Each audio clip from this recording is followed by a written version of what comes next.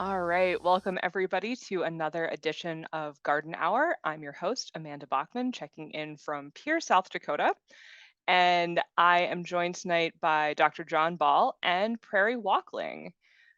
For those of you who are joining us at home, feel free to put any questions in the Q&A. We will handle those sort of after each segment, and then keep an eye on the chat for information and links about upcoming events.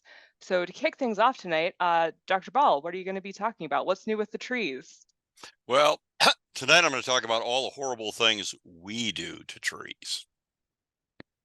Awesome. Yep, I have seen some lovely mulch mounds in my day, and I'm tempted to text you every time. And we have Prairie Walkling, our SDSU Extension Master Gardener Coordinator, who's, I think, joining us on the road from Master Gardener training adjacent. I know I'll be up there tomorrow as well. So, Prairie, what are you going to be covering tonight? I'm going to talk about June in the garden with a spotlight on the Prairie Partners Master Gardener Club in Aberdeen. And Oh, I am joining you from Aberdeen. yeah, I was gonna say, how So, timely. That is where we yes. are hosting the Master Gardener in-person session tomorrow. Perfect. And I'm gonna be covering some tips on how to scout for insects in your garden and a little bit of rundown of some of the interesting arthropods that I've been seeing lately.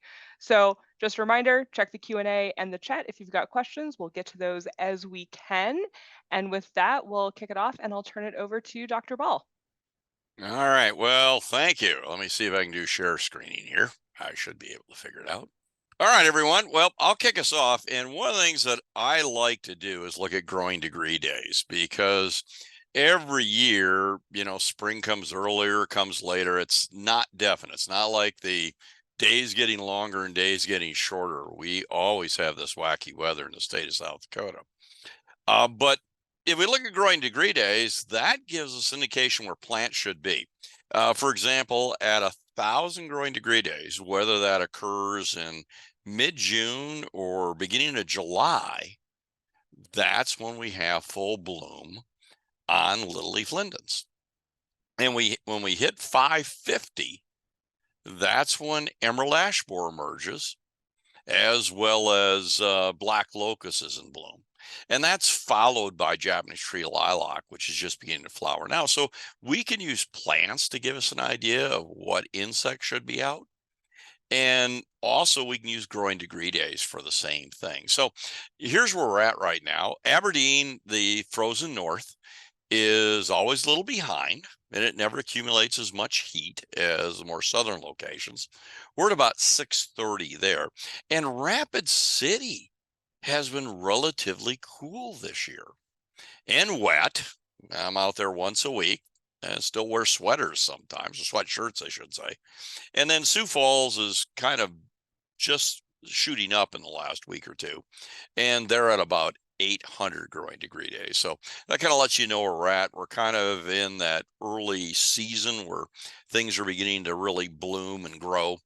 But what's happening to our trees? Well, first of all, emerald ash borer. Emerald ash borer, as I said, starts flying at about 550. It's only confirmed in 3 eastern counties. Okay, Minnehaha, Lincoln, and Union County. We do include Turner County in the quarantine because that's where some wood is shipped for disposal. So it has to be included into it. But right now they're beginning to fly. Peak emergence is at about 1,000. So we quite haven't hit when the most of them are coming out. But you find those D-shaped holes near the base of the tree, about your height, and you're in those counties, you're probably looking at emerald ash borer.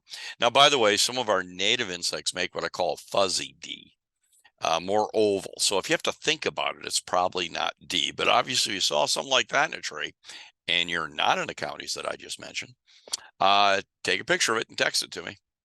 Because I'm going to follow up on it really quickly because you may have just found a new find in a new county.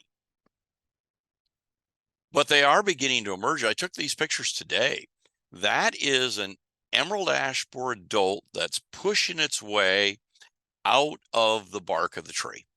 And it's going to do that through that D-shaped hole, which kind of fits its body. And the adults are out. There's one right now. By the way, the adults are so numerous right now. Down in the Canton area, you can literally catch them. And they like to play possum.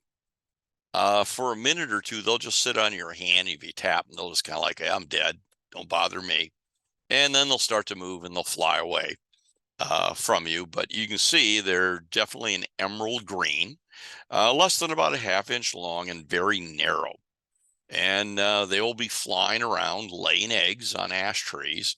Those will hatch in a couple of weeks, and we'll have new infestations that we have to deal with in the counties that I just mentioned. So that's where we're at with emerald ash borer right now. But boy, are we seeing lots of other stuff. And since ash is still one of the most common trees in our state, actually within the region, I get a lot of questions on ash still. And not a lot of them are, oh, I think I have emerald ash borer. There's a lot of other things that we've always had. This is out right now. And if you look at an ash branch and it has these little fuzzy balls hanging from them right now that are kind of a green or a greenish yellow, those are ash flower galls. Now, they're only infesting the staminate flowers, what we used to call the male flowers, the ones that produce the pollen. Okay, and the mite just feeds in the flower. That's it. Does not harm the tree at all. Okay, so it's nothing anyone bothers to manage. I'll admit it takes away from the appearance of the ash. And by the way, they turn almost a black in the fall, but it's a mite, so it's very hard to control anyway. And you just kind of let it go. Now, the reason we see so much of it is we plant, quote, male cultivars, staminate cultivars of ash. Why did we do that? Because nobody wants an ash tree that produces seed. So we have abundance of these. Interesting side note, as we're losing our ash in Sioux Falls, people are noticing it with their nose because this is one of the pollen producers. And since we had so many staminate trees producing pollen at the same time, this is one thing that people are allergic to with the tree pollen. And the emerald ash borer has done one positive thing. It's reduced the number of staminate ash trees in the community of Sioux Falls, and that's kind of reduced the amount of pollen. So one for our side, I guess. And then another issue with ash. Again, a third of all urban trees are still ash, so I do get a lot of calls on them. These little bumps that are occurring on the leaves, this is ash leaf rust. This is a fungus problem. And it occurs during wet years, and we certainly have had that. We've had perfect conditions for fungal diseases this year. Long time periods where foliage stayed wet and temperatures were in the 50s and 60s. That's just an incubator for these.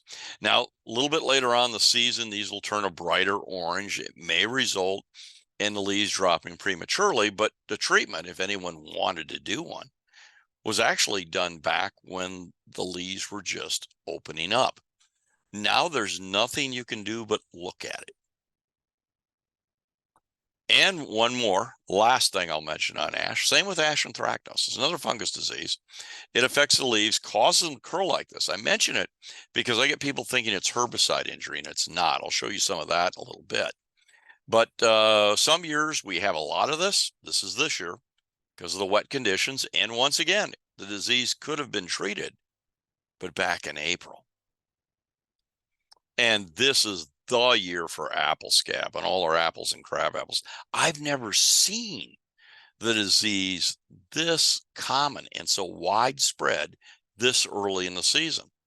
But 50, 60 degrees, wet foliage that stays wet for 6 hours, that's been this spring. Wet and mild, I guess, is a good way to describe it.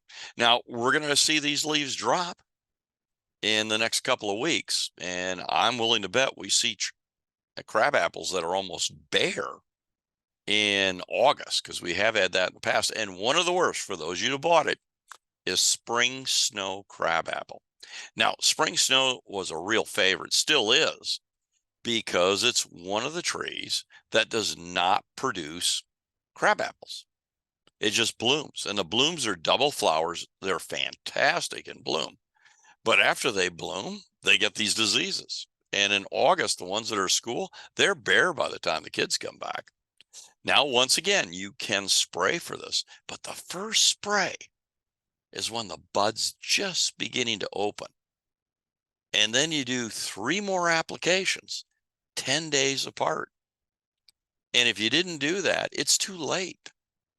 The foliage is already infected. There's nothing you can apply that's going to fix this. Now, for those that are saying, I like crab apples, which one should I plant? Red Jewel is one of my favorite. And I say that because I walked into my building tonight. Every leaf looks crisp and green. It never gets apple scab. So there's a lot of cultivars out there that do not get this very common disease. And people ought to be selecting for that because it's one less thing you got to spray for. And it's one less problem you're going to see. Now, by the way, Red Jewel does produce a very small red fruit. Looks like a tiny cherry. Birds love it. It's not a messy fruit at all. And I think the fruit during the winter actually adds to its ornamental appeal. Well, what are we doing to trees? People are out spraying their lawn. Stop. This is not the time to spray your lawn. This is what you do when you have nothing else to do in your life. It's not a good time to spray. Most of the time, you're just going to burn off the top of your weeds and they keep coming back. Fall's a great time to apply a lot of our lawn herbicides. Early spring can be as well. But now, no, give it a rest. Just mow and take care of it in the fall. But because what you're doing now is a lot of that drifts and gets on all the plants in your yard. And this is a good example. This is a lilac that got smoked really by 2,4-D, very common lawn herbicide, and it's an excellent one. If you see that curl to the petiole, that is a very, very common symptom to exposure to a growth regulator herbicide such as 2,4-D. It just literally will twist like that. Aphids won't do that. Cold won't do that. Drought won't do that. 2,4-D will do that. And talk to the people and, oh yeah, they had applied to their lawn. And here's an ash, same thing. Notice the cupping. Now, by the way, we do have aphids out right now. I'll show you a picture of one in a moment. And they will cause the cupping of the leaf, but they won't cause the curling of the petiole. And if you pull that cup open, you'll find herds or colonies or whatever we call groups of aphids. I'll let Amanda answer that one in a minute. Herds sound good to me. Flocks doesn't, but whatever.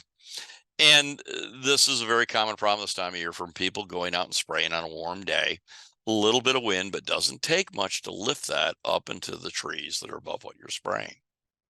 Oh, this is bad. I looked at a whole bunch of ash trees dead. Little green underneath. A couple of them are producing leaves like this. Notice it looks like they've stretched the ash leaves out just a bit. They're elongated. I looked at that and I thought, boy, dicamba does that. And talked to the homeowner. I said, when did you notice this? This is spring. Last year they looked fine. And then I asked the question, have you applied anything to your lawn? Yeah, but it's just a little weed and feed. Okay, well, they pulled the bag out because I asked to look at it. And there it is, dicamba. And so they were spreading. Now, this was a granular. It wasn't a liquid. So it was a granular they were spreading. Now, if you flip over where it says see back panel of bag for precautions, you know what it says? Don't apply under any desirable tree. It says it right on the bag. But who reads the bag? Now, Amanda knows and Prairey knows, and I certainly know, the extension mantra is always read and follow label directions because the label is the law and you should go through it. But admittedly, I signed mortgages. I have no idea what I agreed to.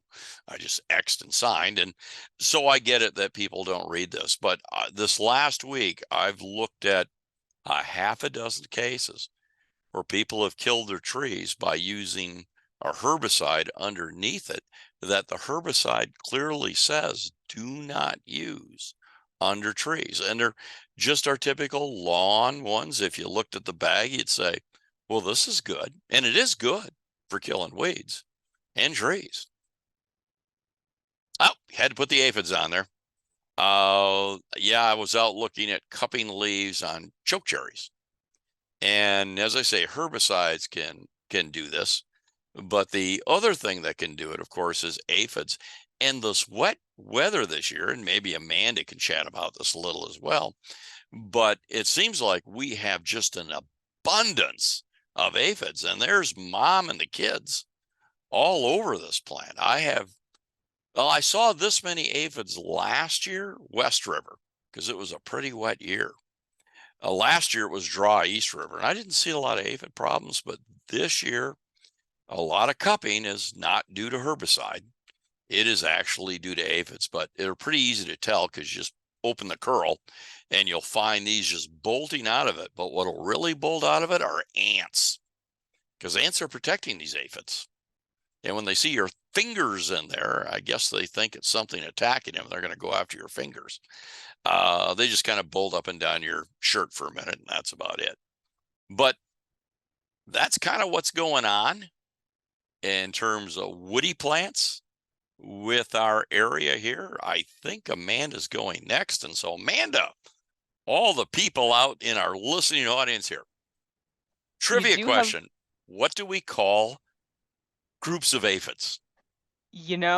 I don't know if we have an official room. I don't know if we have an official word for it, but I think an assortment of aphids would be good. I like herds because ants herd them. So yes. Everybody stay tuned next week. And we will find, Amanda and I are both entomologists. You think we would know this, but we'll figure out what you call a group of aphids.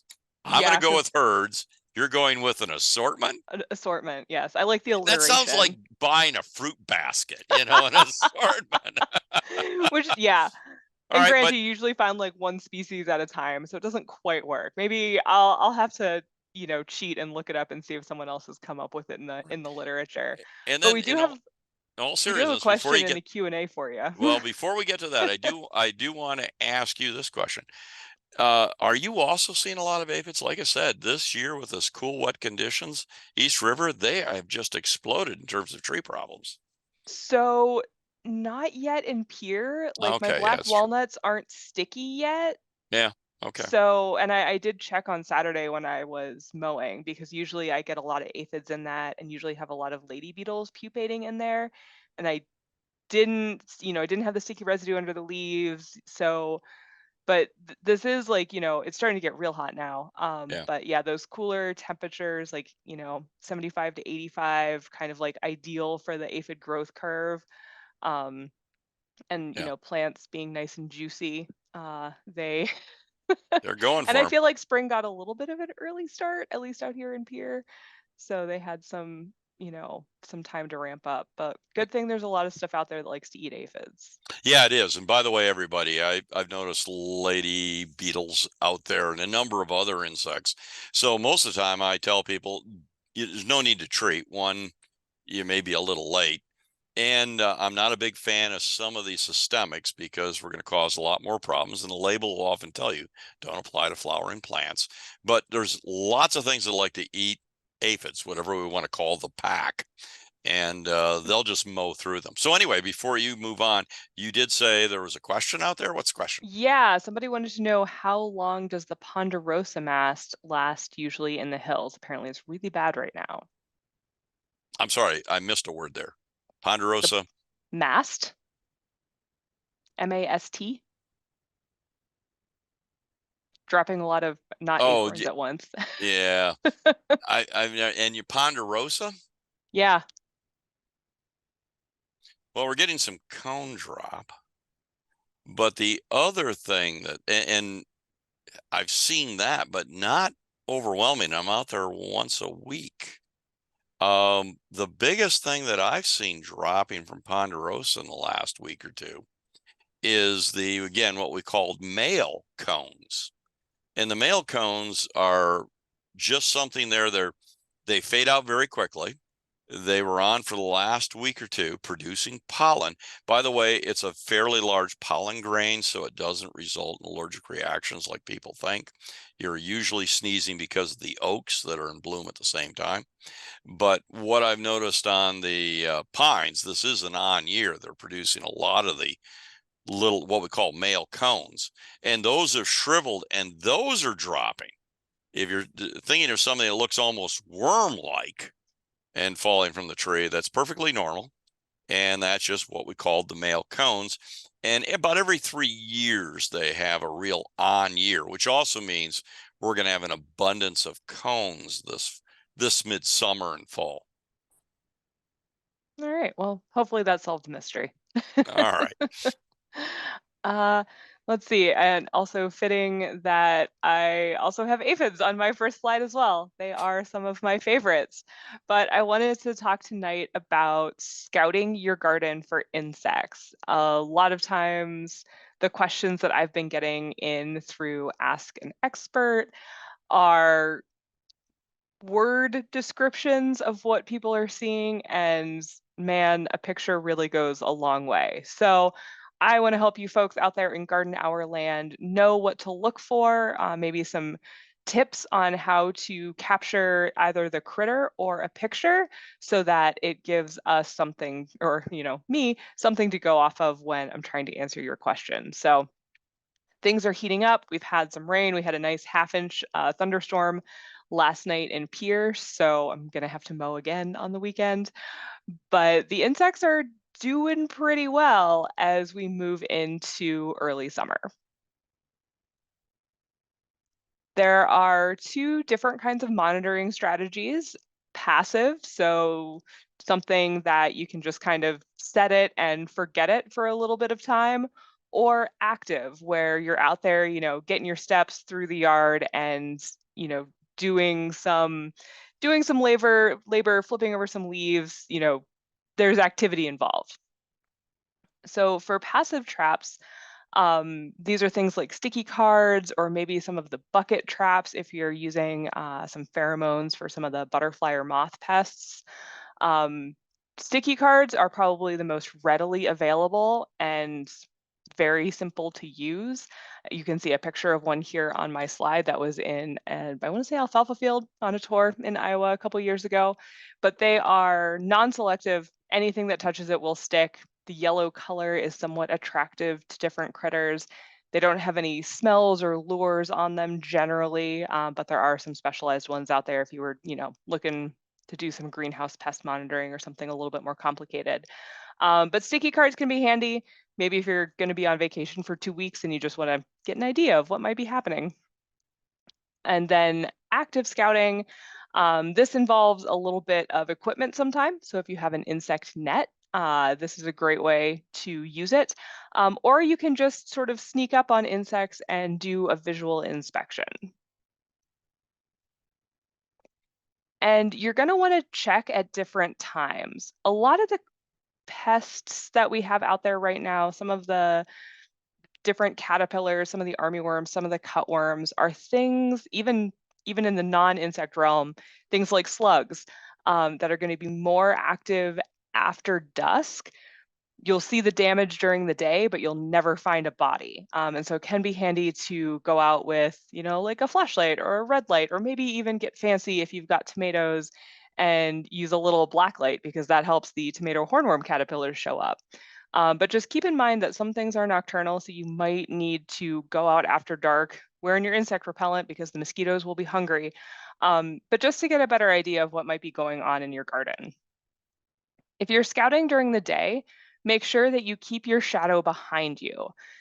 This is really can be sometimes tricky to do if you're sort of not paying attention where the sun is in the afternoon, or maybe the wind isn't being helpful and you're trying to keep the wind in your face.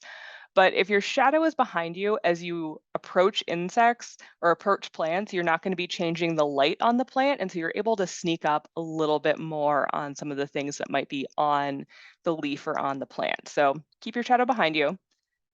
Also make sure that you have some collection equipment handy. So if you want to knock things into a jar that you can then, throw in the fridge to chill it out to take some better pictures, that's really useful.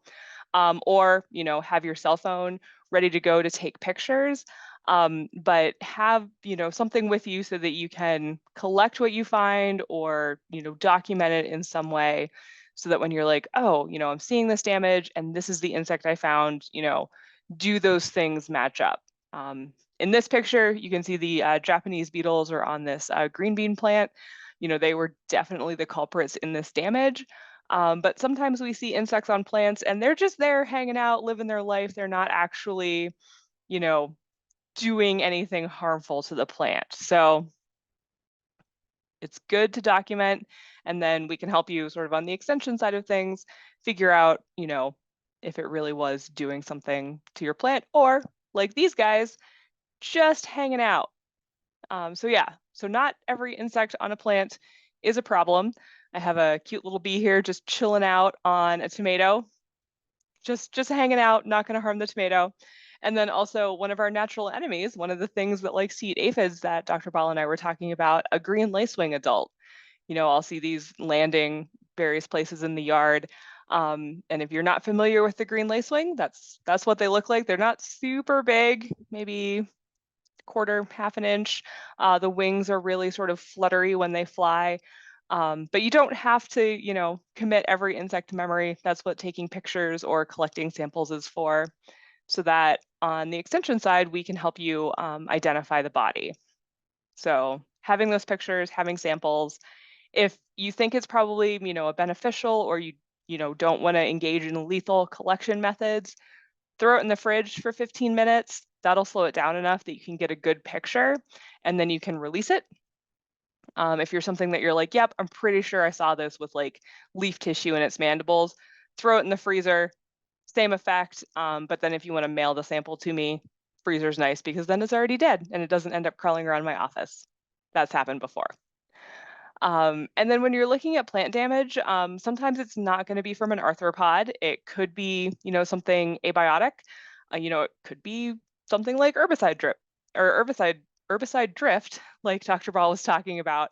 And then we also have plant pathogens out there in the world. So just because the plant is, has something wrong with it, arthropods are definitely on the suspect list, but they're not the only thing that can be wrong with your plant. And then identification is super key.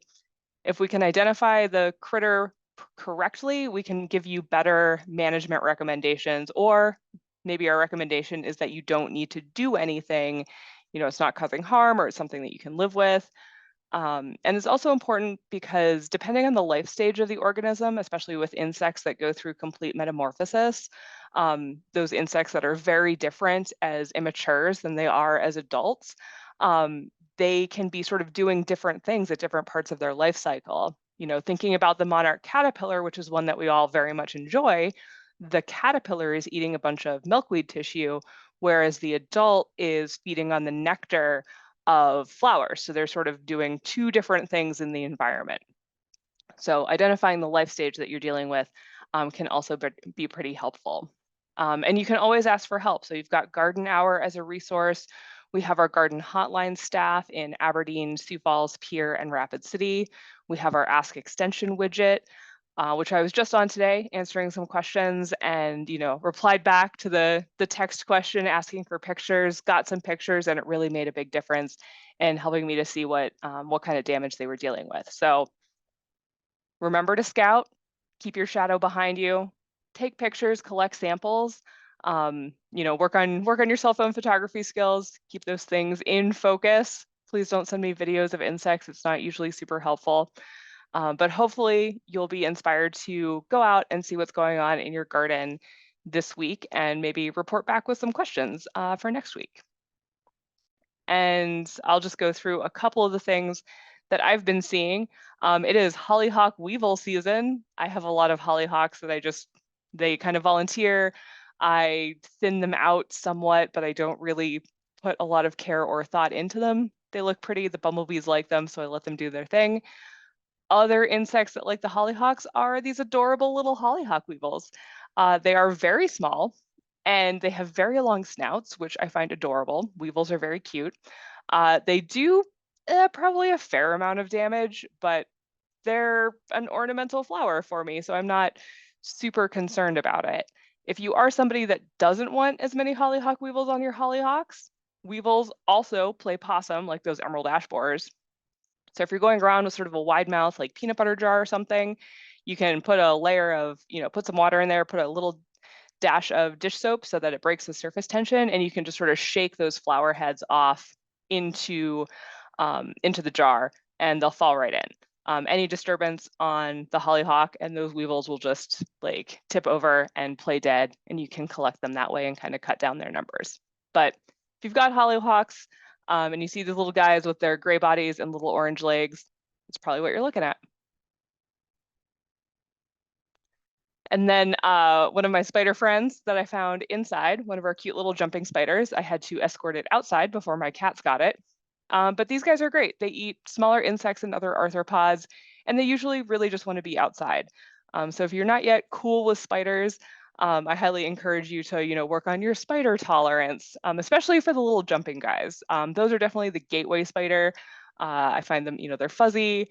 They kind of like tilt their head and look at you. They're on the range of like spider cuteness, they are the more adorable spiders. Continuing our theme of things with 8 legs, I just wanted to throw this public health, public service announcement out again.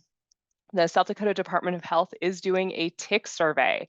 So if you are out recreating this summer and you find a tick and it is on you or, embedded or not, but you get a tick, collect it, put it in a container, freeze it, take a picture, and then submit that picture to the Department of Health along with the details as far as like where you got it and when. This is going to help them to figure out where ticks are in the state, especially the ones that vector some pretty serious diseases. So obviously black-legged tick, that is the vector of Lyme disease. American dog tick vectors tularemia and Rocky Mountain spotted fever, and Lone Star tick is the one that can make you allergic to red meat. So we want to know more about where ticks are in South Dakota. So help us out. If you get ticks, please fill out that survey. And then if you have insect questions or want to hang out with more bugs at any point during the summer, I will be at Little Wings on the Prairie on July 20th, and I will be at Insect Fest at the end of the season, September 7th at McCrory Gardens. So in the meantime, though, I will be bopping around the state for things like Master Gardeners and some other field days. But if you ever have any questions about insects, you can always catch me on email, send me a picture. It really helps, goes a long way towards helping me help you. And then we also have that Ask Extension widget. I'll go ahead and stop sharing. False chinch bugs. Ooh, okay. Yeah, so I got a email with a picture of like a swarm of these little true bugs from I think the VA in Hot Springs. And yeah, sometimes we just have a real, like some insects just have a really good year and there's nothing nefarious going on with them. Sometimes the like conditions are just right for their development and survival over the winter that we end up with a bumper crop. So I don't think it's anything to be hardcore worried about. They don't like to, feed on people or anything. So we just have a bunch of them this year. And then is coating squash plants with the kaolin clay spray? Man, that's a tongue twister. Is that effective against the vine borer? Woof. I would have to do some double checking on the literature, but one of the things with the clay is that in order for it to be effective, it has to stay on the plant. So anytime it rains or anytime you water, anytime it gets washed off, it's no longer effective. So for something like squash vine borer, that's going to be a pretty labor intensive thing for probably not a great return. Squash vine borers, when they lay their eggs, they do it sort of at the base of the stem of the plant. And the kaolin clay is focusing on sort of making the leaves not attractive. So I don't think it's a good matchup of product to pest. So I wouldn't go to the effort of doing that. If you're growing a small number of, zucchini or pumpkins or whatever, some people swear by putting little collars of aluminum foil around the base of the stem to sort of make it harder for the female moth to lay her eggs there, or for the caterpillars to make it into the stem. But squash vine borers are ones that there is a pheromone lure available for. So if you are growing a whole bunch and you kind of want to nerd out and know exactly when the adults are flying, you can get a little, it looks like a pencil eraser that is very attractive to the squash vine borers, and that will attract them into a trap. And then you can sort of count them and observe them that way. You can't really trap to eradicate them, but it could give you some idea about when they're active. You could also keep the plants covered with row cover until the first female flower emerges. So the squash plants don't actually need pollinators until you get that first female flower. And if you can get the plants to sort of a larger size before you expose them to things like squash vine borer, they can, tank some more of that damage, and you get sort of farther along, maybe in fruit production before a vine, goes down. Some people do surgery on their squash vines. If they see sort of like the frass coming out of a hole, they do make a little slit and exorcise the caterpillar from the vine. But stuff like that really only works if you've only got like a handful of plants that you're really babying. If you're doing it on a large scale, I'd say, do some trapping, figure out exactly when they're flying, and maybe think about row cover next year at planting. I spent a lot of time with squash vine borers in grad school, guys. So they have not yet cursed my garden here in Pierre. So knock on wood, I've got some zucchini in the ground this year. But yeah, okay, so we've cleared our questions. Prairie, we will turn it over to you. All right, thanks, Amanda. All right, you can see my screen? Yep, looks good. Okay, so I'm going to talk about June in the garden with a spotlight on the Prairie Partners Master Gardener Club in Aberdeen. So this is the club that was taken recently, May 2024. And they're always looking for new members. And these are some events that they do.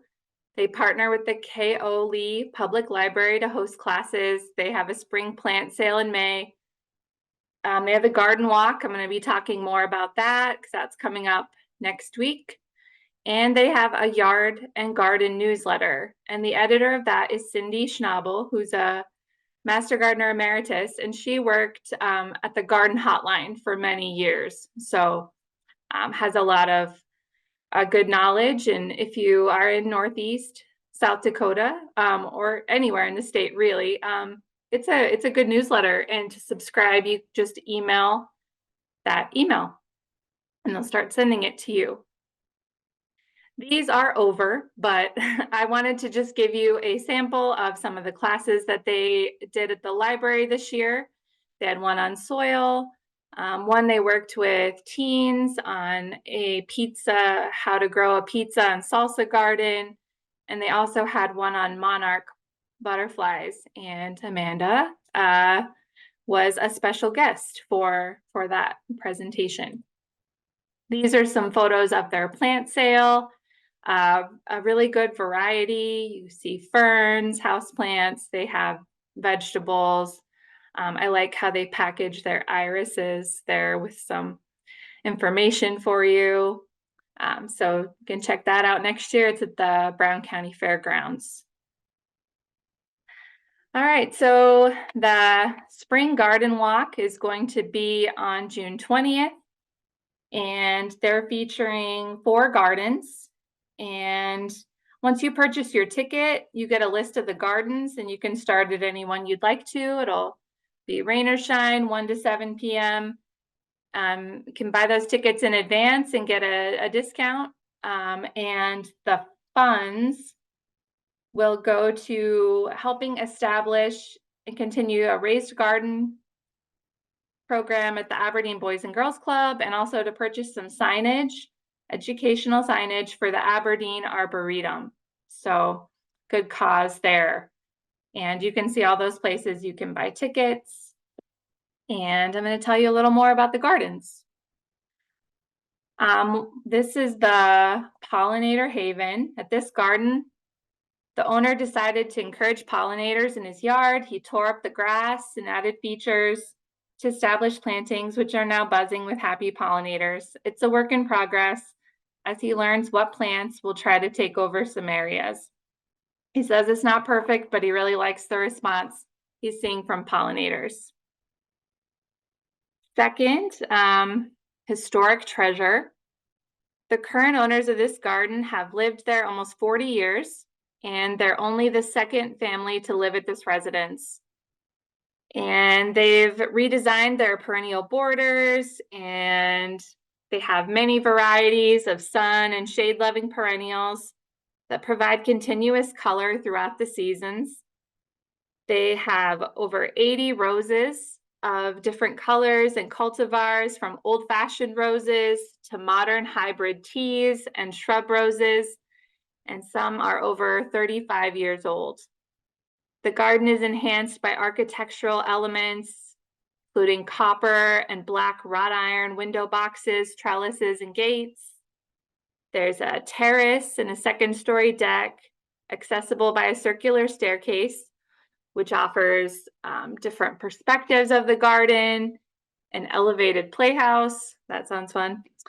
Tucked behind one of the original 85-year-old apple trees. It lends a secret garden feel for both the young and the old to enjoy that space. Third, we have homegrown goodness.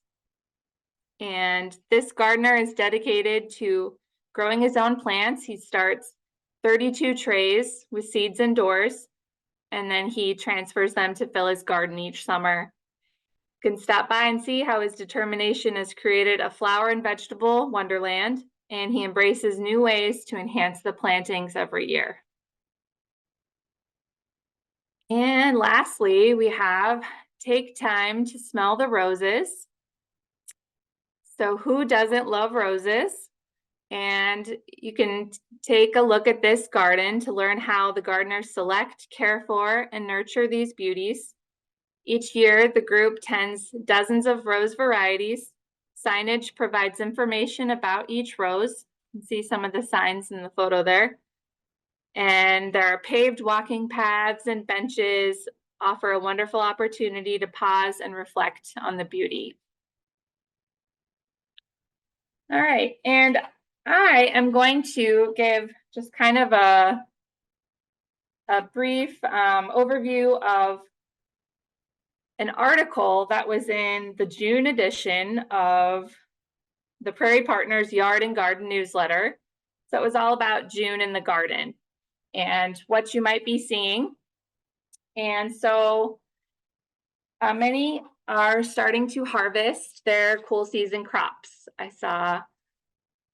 I've seen people that are harvesting radishes and peas, and I've harvested some asparagus and chives, and we had some lettuce this past weekend that a relative of mine grew. So rhubarb, all those cool season crops are being harvested right now. And the weather in June, we talked about this a little bit tonight, that it can be erratic. We've already had some hail in Rapid City. So, and you want to check those nighttime temperatures. That is my garden that I covered. That was in May, but we had a cold night. And it's windy. So I've seen people protecting their tomatoes from the wind, things like that. So keep an eye on that weather.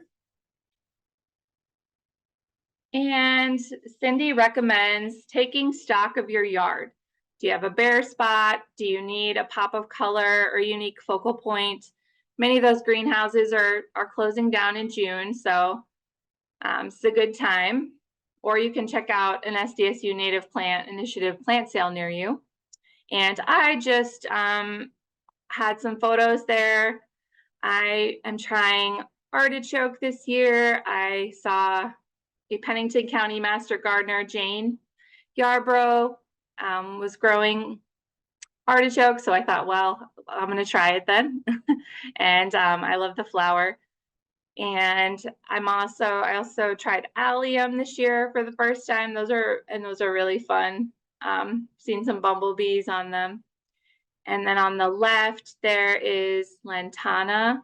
And I lived in New Mexico, and this was a really common landscaping plant down there.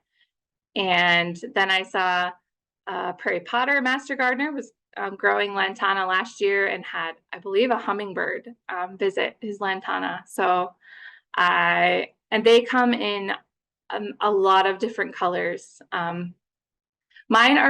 They did well last year. They're kind of struggling so far, but I think, we just need some heat, I think, and they will be looking better. We are going to have some of those native plant sales coming up in Huron, Sioux Falls, and Brookings. So just a reminder of those. And they have more information on their Facebook page as well.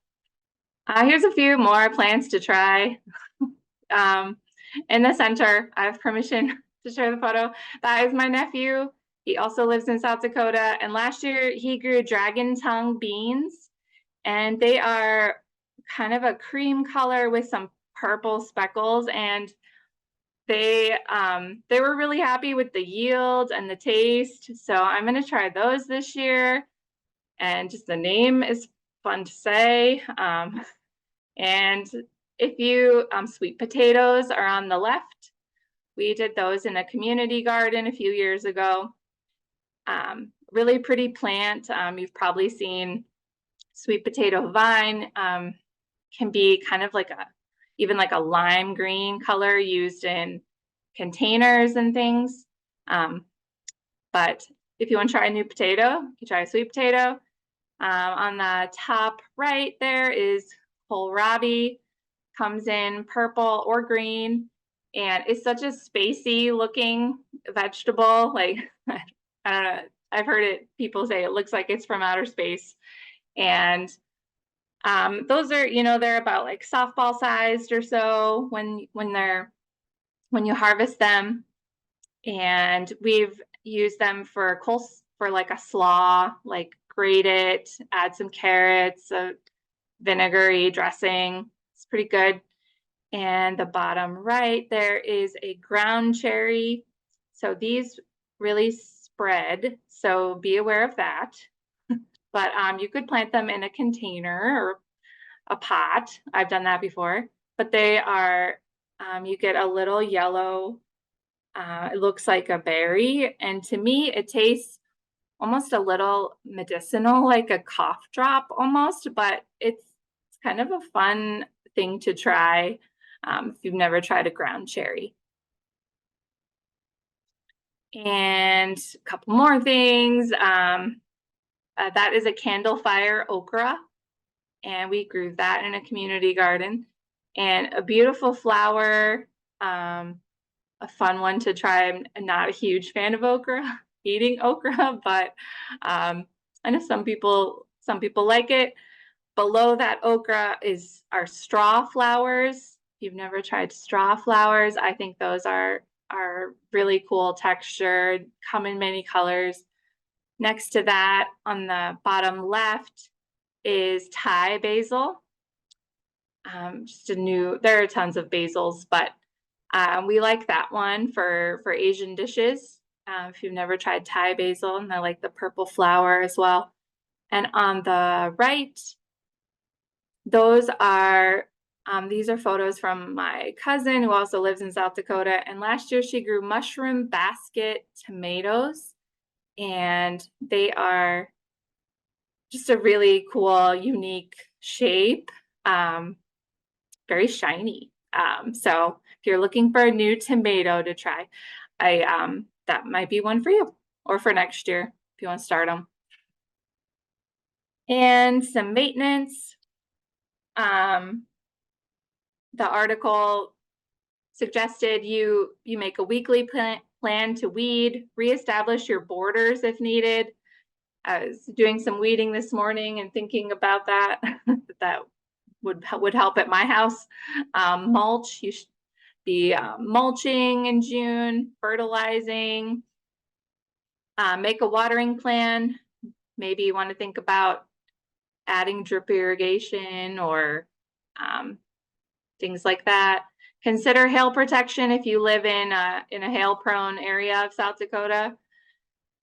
Amanda talked about those floating row covers over your brassicas, and she can tell if maybe it's too late to if it's too late for that or not.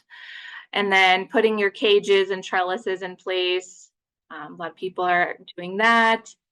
And Amanda talked about this. Inspect your plants regularly for insects. Keep an eye on that. You're going to want to start deadheading. Basil needs deadheaded. Lots of things do, but those are just a few examples. Your zinnias, petunias. You can prune your spring flowering shrubs, like your lilacs after they're done blooming. Is a good time to prune them. And then on your lawn, you could increase your mowing height if your grass is thin. And leave your lawn clippings to add nutrients to the grass. And there is my contact information. And happy to take any questions if there are any. Doesn't look like we have any in the Q&A right now. I will say for the row covers, that kind of stuff you want to install at planting. Once things have been sort of out there in the world, the insects will have found them. And then if you put row cover in, a week or two after planting, or this time of year, you're just going to be making a nice little like bug hotel. Anything that's sort of trapped on the plant is like, oh, cool. I don't have any like bird pressure. I don't have any like wasp pressure. Like there's no like predators. Buffet. Total buffet. So row cover is definitely one of those things that if you're going to go down that route, you want to do it at the start when you are putting things in the ground before they get found by some of those pest species. But yeah, I was looking at that and I'm like, yeah, weeding. I'll weed when I'm dead. Oh goodness. Yeah, if I wasn't get them while they're small before they all go to seed. Yeah, or strategic when it rains, weed after that, so they're a little bit easier to pull. Yeah. If I wasn't on garden hour right now, I would be weeding around some of my tomatoes because we had so much rain yesterday. But yeah, great information, and yeah, my little checklist of things I need to do in my garden. But we're almost at 8 o'clock, so as we wrap up garden hour for tonight, John, any last minute words of wisdom for folks as we move further into June and closer to summer? Well, just one. I looked up in study of insects. They are called colonies. Just so we solve it right away, using something unique, a book rather than Wikipedia, but aphids and groupings are referred to as colonies.